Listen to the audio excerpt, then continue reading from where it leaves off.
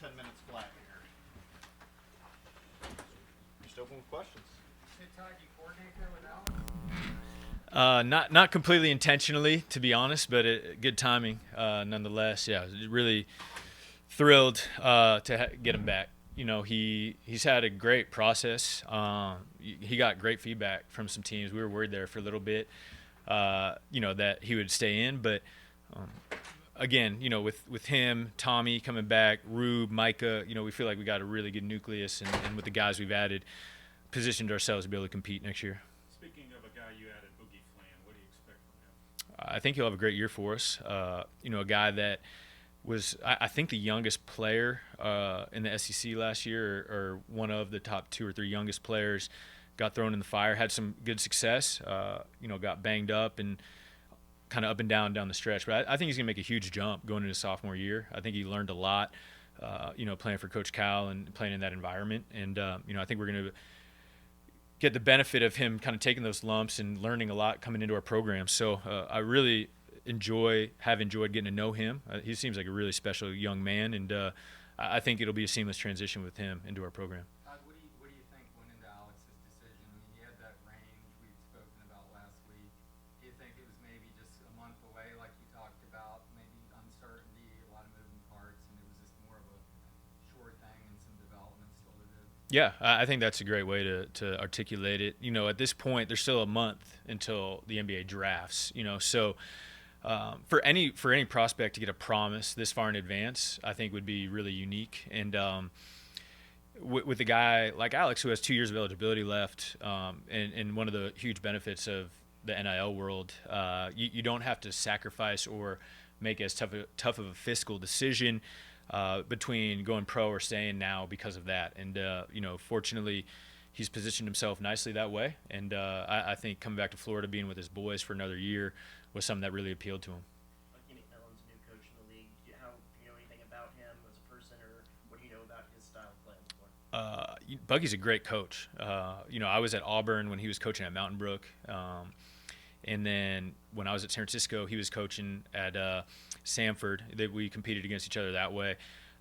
Unique, I think, really dedicated to how he likes to play, has a style, has something to hang his hat on. Obviously, he had great teams at Samford, almost beat Kansas in the first round of the tournament last year, whatever it was. And just a guy that really understands, I would say, the modern game. And I think he's going to do a really, really good job.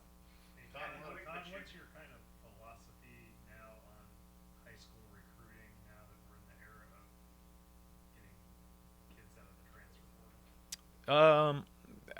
I think it changes every year for us depending on what our roster needs are. We can be more selective high school-wise. And, with every year free agency, you can get some guys that maybe you think are good players but not quite ready to help as freshmen after that year. So I'm really thrilled about the 2 we have coming in with Alex Lloyd and CJ Ingram. I think they're great program guys and also great talents.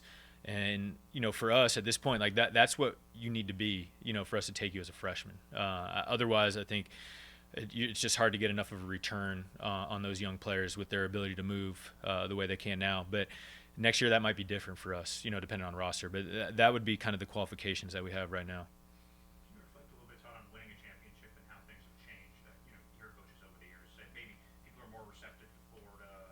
If people treat you any different, I'm just curious now that you have a few months to settle in as a champion. It's been a whirlwind, as you can imagine. All really positive things. For me, I'm just really happy the opportunities that it's provided to our staff. We had 2 guys that got head jobs. I think that's really neat. All 3 of our seniors dramatically improved kind of their stock from where they were when we got to them. And, obviously we've enjoyed some of the experiences of, going to the New York Athletic Club, being honored there in the Wingfoot dinner. Obviously going to the White House last week was an incredible opportunity and a great day for us. And, I just think it validates the way we operate and the way we run our program and what's important to us. So my hope is it will continue to help us recruiting and hopefully we'll be able to sustain the success we had. A lot of, in football and basketball, people said the deeper your run goes, the harder it is to manage the portal. Yeah. You guys have done really well with it. How come?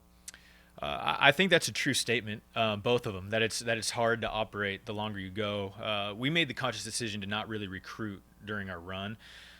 just to try to keep our team on the right track down the stretch, and it worked. But it also, I'd say, put us behind the eight ball with a couple prospects and with one player that we wanted to retain. It made it more tricky that way. So there's not necessarily any solutions, more trade-offs, when you're going through that. And why we've been able to have success, we really didn't need a lot. I think that was the main key. We were able to retain our front court, which I would argue is the best in college basketball. So we needed just a couple targeted backcourt players, and with Xavier, locking him down first was huge for us. Boogie was someone that kind of popped on our radar later based on his process, and then A.J. Brown will be another good player for us. But I think the combination of just not really needing a ton and needing guards allowed us to be pretty particular and get who we wanted. You feel like you're well positioned to make another run? I think Alex coming back, it completes our group a little bit. Yeah, I think this group, if we're able to get to the start of the season healthy, is a good team. I think we're deep. I think we're big. I think we're strong. I think we have good guard play. We lose those three seniors. That's going to be really tough to overcome. You can't replace any of those guys, but I'm happy with where our roster is right now.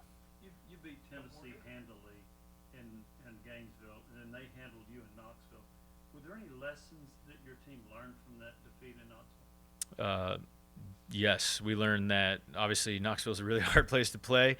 Coach Barnes, we knew Coach Barnes is a great coach. I think that game was interesting because they were without a couple players.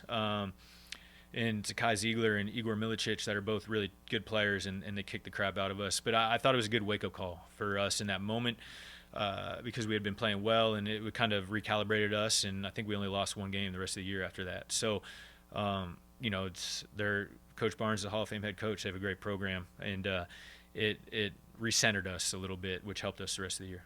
How realistic, Todd, is it for the SEC to have the type of season it did? I'm not saying 14 teams, but just to stay at that high level of dominance. I think the league will be very good again this coming year. I do. The teams are recruited well, and we're the premier basketball conference right now. I think it's pretty clear. So, will it be as elite as it was this past year? I'm not sure. That was unique, but I do think we have a chance to have another great year. Coach, a state of the game question. Do you think men's college basketball is ready for four quarters or maybe timeouts to advance the ball? What do you feel about that? Yeah, not something I'm like crazy passionate about, but I definitely think we should be playing four quarters. I think we're the only basketball entity that's playing halves still. So I think it's time to make that move. The advancing at the end of the game, yeah, I'm comfortable with that. I think that's a way to bring a little more excitement to the end of the game. So, listen, a lot of the elements of our game are becoming more professional, right? Let's be honest about that. So why not make some of these in-game things equal as well? Wrap up your time. A lot of players obviously moving in college, but a lot of basketball guys move before college to multiple high schools. Does that, I guess, maybe they're used to change? Does that make it easier to put together a team at all? It's a good question. It used to kind of be thought of negatively when someone would move around a lot. I would say that's not the same as it used to be. Now in college, it's hard to hold it against anybody, just because that's what the rules allow. Does it allow people to maybe get comfortable sooner at their new place? Maybe. I would probably need a little more time and a little more data to get you a great answer on that. But yeah, I could see how someone could be a little more comfortable moving after being at some different places growing up. You're a data guy if you get more. I'll holler. Thanks, guys. Yep, thank you.